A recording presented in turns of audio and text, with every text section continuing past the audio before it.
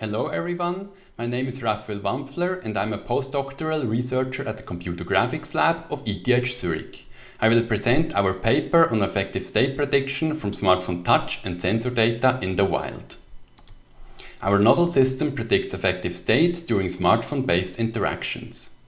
Our system can be useful as part of therapeutic chatbots to improve the overall mood of users. Based on touch and sensor data collected during chat conversations, our system can predict various affective states. A therapeutic chatbot can then adapt the conversation to the predicted affective state of the user. The predicted affective states can also be visualized using a pie chart. The segments are filled according to the level of the corresponding affective dimension.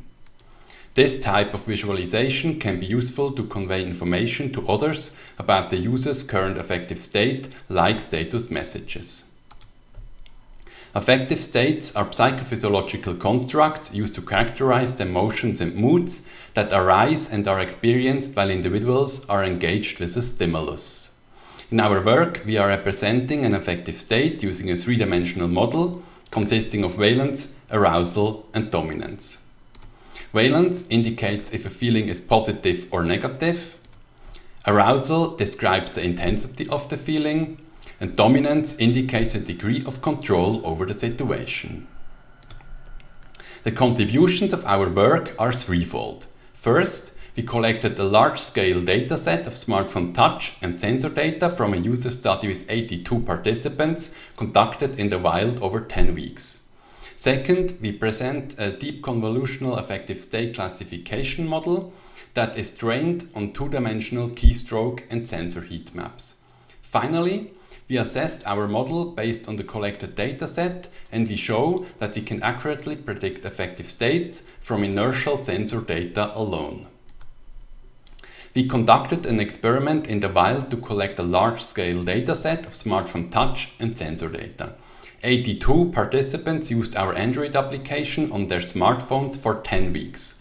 The application recorded sensor data, context data, and usage logs when the phone was unlocked. Using the app, participants could also track their progress in terms of self-reports and statistics, including their rank in relation to other users. Participants were also required to use our custom keyboard during the study. From the keyboard, we recorded the touch positions. By pressing the star button at the top of the keyboard, participants could start a self-report. The self-reports measured valence, arousal, and dominance on a 5-point scale. We also measured the presence or absence of the basic emotions and stress.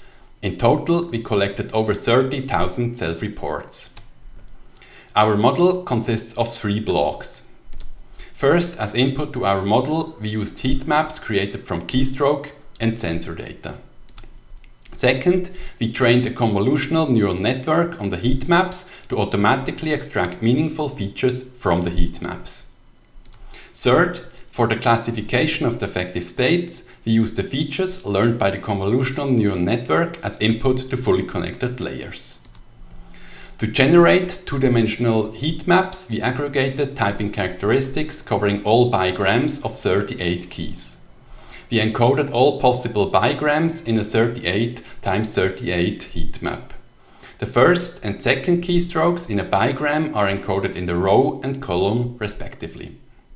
We place more frequently used keys in the middle of the heat map.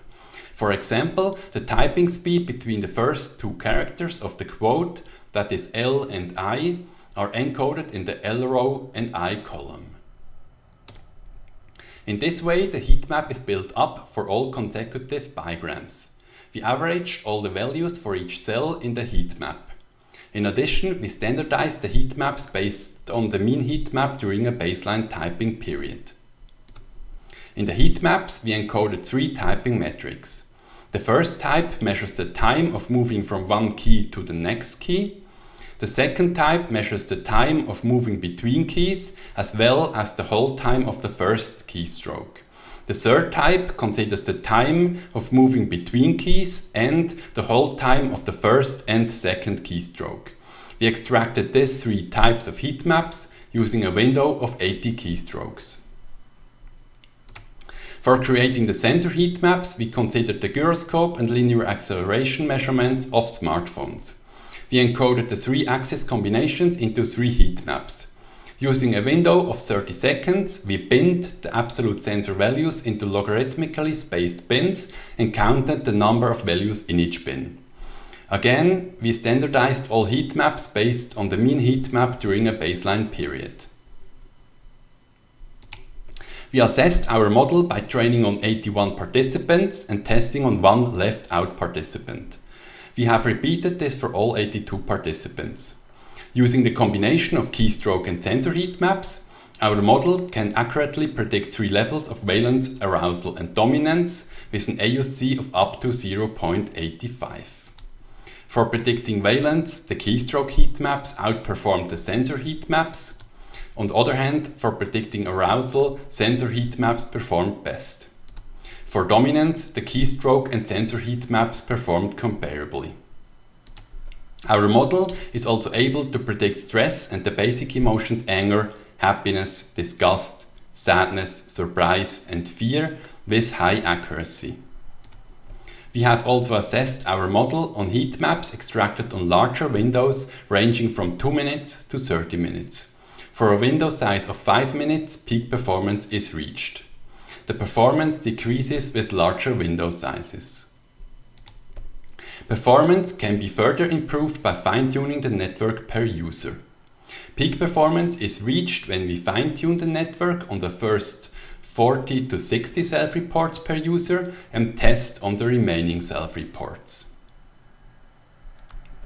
In this work, we have presented a pipeline using automatic feature extraction from heat maps generated from typing and sensor data. We assessed our pipeline on data collected in the wild from 82 participants over 10 weeks. The sensor heat maps perform comparably to the keystroke heat maps. As such, we believe that sensor data can be an alternative to touch data to protect privacy better. We have also shown that the performance increases by fine-tuning the model per user. Of course, our results also have some limitations. We only considered windows containing typing, and our data collection was restricted to a population consisting of German-speaking bachelor and master students. Thank you very much for your attention.